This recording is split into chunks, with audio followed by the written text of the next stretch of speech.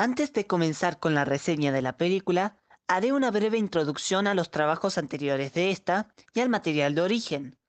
Paddington es un personaje creado por Michael Bond en 1958. Su primera aparición fue en una serie de libros infantiles que, eventualmente, se volverían un éxito y un clásico instantáneo en los lectores del mundo. Básicamente son historias cortas en las que se centran en el protagonista Paddington, un oso pardo que viene del lejano Perú, que pese a sus metidas de pata, siempre tiene buenas intenciones e intenta remediar las cosas. Después de que lo encuentran en la estación de trenes de Londres, la familia Brown decide adoptarlo y a partir de ahí comienzan las historias. Estos libros presentan buenas moralejas para la vida diaria, que aplica tanto a los niños como a los adultos. Entre ellos es ser cortés y atento a los demás, no mentir, no robar, ser honesto, etc. Un buen ejemplo de la literatura infantil. Ahora, si hablamos de las producciones animadas, lo primero que se hizo fue una serie de televisión para Inglaterra en los años 70, con el nombre de Paddington. La serie muestra historias sacadas de los libros con cambios mínimos y adiciones a esta, además de que tiene a un narrador. Fue muy exitosa en su momento y se puede encontrar en internet. No tengo mucho que decir al respecto a esta serie, más allá del lado técnico. Su animación es stop motion, pero lo que diferencia esto a otras producciones de esta técnica es que Paddington es una marioneta tridimensional, mientras que los escenarios y resto de personajes son dibujos de dos dimensiones. Hasta hoy en día sigue siendo un trabajo espectacular, y recomiendo ver algunos cortos solo por su animación. No quiero hablar de la serie hecha por Hanna-Barbera en los 80s, porque sencillamente me parece un asco. Tanto las historias como los personajes son muy planos, y no tienen mucho que lo destaque de otras series animadas de su momento. Y por cierto, sin ofender al actor de voz de la serie, pero la voz de Paddington en esa serie es desconcentrante y fuera de lugar para el propio personaje. Incluso Michael Jordan, el narrador de la primera serie, hizo un mejor trabajo. Después hubo otra serie animada a fines de los 90, Las aventuras del oso Paddington. Es otra serie para preescolares, pero que es muy repetitiva con los mensajes, en específico de no aprovecharse de las demás personas. No están muy apegados a los libros, a diferencia de la primera serie. Resulta muy predecible y repetitiva después de dos episodios, y aunque intentan cambiar las cosas a veces, con episodios en el que el protagonista viaja por el mundo, sigue teniendo la misma estructura en el que Paddington termina siendo recompensado por sus buenas intenciones. No está mal para preescolares, pero ninguna de las dos series es mejor que la primera. Ahora sí, a partir de 2014 llegó en cines la película de Paddington.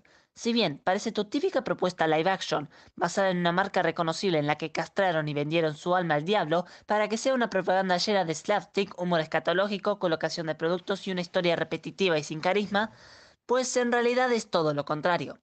Para mi sorpresa, Paddington es de hecho un buen ejemplo de una película familiar. Primero ante todo, el protagonista no es tratado como un idiota, en el que siempre comete errores y todos alrededor lo regañan, sino que el protagonista es un personaje bastante inocente, algo torpe, pero se debe por su poco conocimiento al mundo que lo rodea, y aun cuando comete alguno que otro desastre, él siempre intenta compensarlo. Él tiene buenos modales, es amigable, se preocupa por las demás personas, aprende de sus errores, siempre es honesto, es firme cuando toma una decisión y todo con buenas intenciones. Otra cosa que se destaca de la película es su dirección. Si hablamos de los visuales, Paul King aprovecha un buen uso de gags visuales, al igual que las decisiones muy creativas en el lenguaje visual. Un ejemplo de esto sería cómo el protagonista describe a los Brown en su vida diaria y sus problemas, o el uso de colores en las escenas alegres y las deprimentes.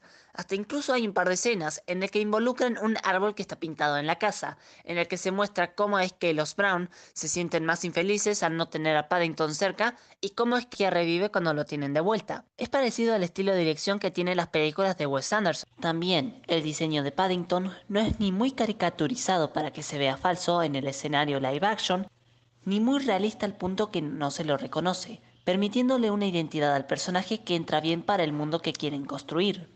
Por otro lado, en el guión a simple vista se ve como otra producción infantil, pero en realidad tiene suficiente enfoque en los personajes para que te encariñes con ellos, muchos tipos de humor, visual, slapstick, absurdo o incluso humor irónico, suficiente desarrollo para la historia en general y el tono correcto para el tipo de historia que quiere contar, una dulce y encantadora. No es necesariamente el tipo de humor en sí, sino cómo está escrito y cómo lo utilizan en el film, lo que lo hace funcionar, a diferencia de otras producciones fallidas. Tampoco es que es 100% fiel a los libros, ya que tiene sus adiciones que en los libros no se encontraban, en específico en el humor y la personalidad de los demás personajes, pero tampoco lo hace algo malo, ya que sus historias son muy cortas y bastante episódicas, sin mucho foco en los demás personajes que no sean Paddington, lo cual le da un extra plus a la película por mantenerse fiel a los elementos de los libros y con las adiciones necesarias para que sea una película.